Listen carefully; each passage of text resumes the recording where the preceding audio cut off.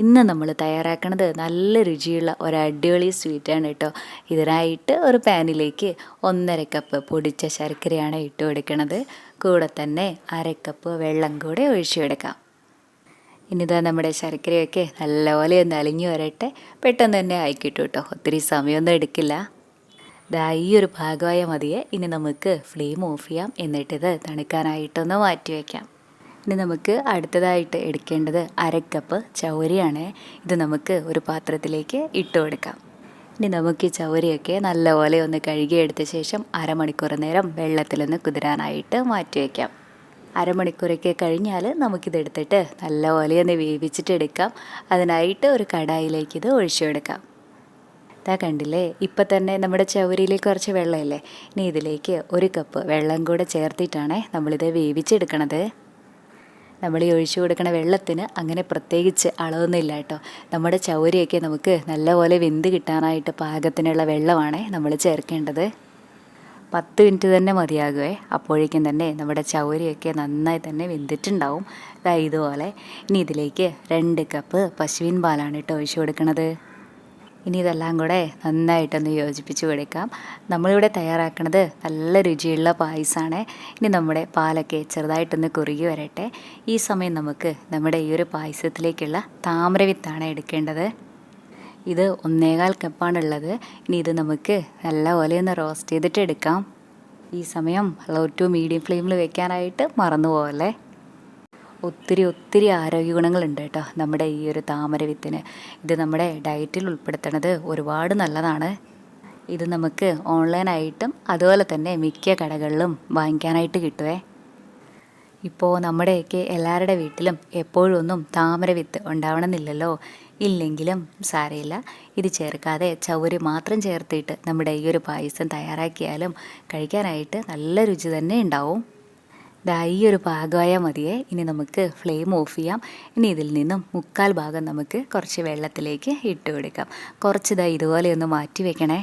ഒരുപാട് സമയമൊന്നും വേണ്ട കേട്ടോ, 2 മിനിറ്റ് തന്നെ മതിയാകും. ഇനി നമ്മൾ മാറ്റി വെച്ചിട്ടുള്ള നമ്മുടെ താമരവിത്തില്ലേ, ഇത് നമുക്ക് മിക്സിയുടെ ജാറിലേക്ക് ഇട്ടിട്ട് നല്ലപോലെ ഒന്ന് പൊടിച്ചെടുക്കാം. ഇതുപോലെ ചെറിയ തരിയായിട്ടാണ് നമ്മളിത് പൊടിച്ചെടുക്കേണ്ടത്. ഇനി ഈ പൊടി നമുക്ക് നമ്മുടെ ചവരിയുടെയും പാലിൻ്റെയും ഈ ഒരു കൂട്ടിലേക്ക് ഇട്ട് കൊടുക്കാം.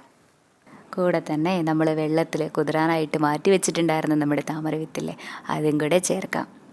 ഇനി ഇതെല്ലാം കൂടെ നന്നായിട്ടൊന്ന് ഇളക്കി കൊടുക്കാം. 5 മിനിറ്റ് തന്നെ മതിയാകും കേട്ടോ. അപ്പോഴേക്കും തന്നെ നമ്മുടെ താമരവിത്ത് നമുക്ക് നല്ലപോലെ വെന്ത് കിട്ടിയിട്ടുണ്ടാവും. ഇത് ചെറുതായിട്ടൊന്ന് കുറുകി ഈ ഒരു പാകമായി വരുന്ന സമയത്ത് ഇതിലേക്ക് 2 നുള്ളു ഉപ്പും നമ്മുടെ ഈ ഒരു പായസത്തിന് നല്ലൊരു ഫ്ലേവർ കൂടെ കിട്ടാനായിട്ട് 1/2 ടീസ്പൂൺ ഏലക്കാപ്പൊടിയും കൂടെ ചേർക്കാം. ഇനി ഇതെല്ലാം കൂടെ നന്നായിട്ടൊന്ന് ഇളക്കി കൊടുത്ത ശേഷം നമുക്ക് ഫ്ലെയിം ഓഫ് ചെയ്യാം. ഇനി ഇത് തണുക്കണ സമയത്ത് ഒന്നും കൂടെ കുറുകി വരും. കണ്ടോ, ഇതുപോലെ. ഇപ്പോൾ കുറച്ച് പേരെങ്കിലും വിചാരിക്കുന്നുണ്ടാവും നമ്മളിതിലേക്ക് മധുരമൊന്നും ചേർത്തില്ലല്ലോ എന്ന്. ചൂട് പാലിലേക്ക് നമ്മൾ ശർക്കരപ്പാനിയൊക്കെ ഒഴിച്ചു കൊടുത്ത് കഴിഞ്ഞാൽ ചിലപ്പോൾ പാലൊക്കെ പിരിഞ്ഞു പോകാനുള്ള ചാൻസ് ഉണ്ട്. അതുകൊണ്ട് നമ്മുടെ പായസമൊക്കെ നല്ലപോലെ തണുത്ത ശേഷമാണ് കേട്ടോ നമ്മളിതിലേക്ക് ശർക്കരപ്പാനി ഒഴിച്ചു കൊടുക്കണേ. നമ്മുടെ ശർക്കരപ്പാനിയുടെ ചൂടൊക്കെ ഒന്ന് പോയി കഴിഞ്ഞപ്പോൾ ഞാൻ നല്ലപോലെ ഒന്ന് അരിച്ചെടുത്തിട്ടുണ്ടായിരുന്നു. ഇനി നമുക്കിതായി ശർക്കരപ്പാനി നമ്മുടെ ഈ ഒരു പായസത്തിലേക്ക് ഒഴിച്ചു കൊടുക്കാം. ഇതിനിവിടെ ഇരിക്കട്ടെ. ഇനി നമുക്ക് ഇതിലേക്ക് കുറച്ച് തേങ്ങ കൂടെ ഒന്ന് വറുത്ത് ചേർക്കാനായിട്ട് ഒരു പാനിലേക്ക് വലിയ 1 സ്പൂൺ നെയ്യാണ് ഒഴിച്ചു കൊടുക്കണത്. നെയ്യൊക്കെ ഇതിനെക്കാട്ടിലും കുറച്ച് കൂടുതലായിട്ട് ചേർത്തിയാലും നല്ലത് തന്നെയാണ്. പക്ഷേ ഇതിനെ വെച്ചും കുറവായിട്ട് ചേർക്കരുതേ. ഇനി നമ്മുടെ നെയ്യൊക്കെ നന്നായിട്ടൊന്ന് ചൂടായി വരുന്ന സമയത്ത് 3 ടേബിൾ സ്പൂൺ ഗ്രേറ്റ് ചെയ്തെടുത്തിട്ടുള്ള തേങ്ങയാണ് കേട്ടോ ഇട്ട് കൊടുക്കണത്. ഇനി തേങ്ങയൊക്കെ നമുക്ക് നല്ലപോലെ ഒന്ന് റോസ്റ്റ് ചെയ്തിട്ട് എടുക്കാം.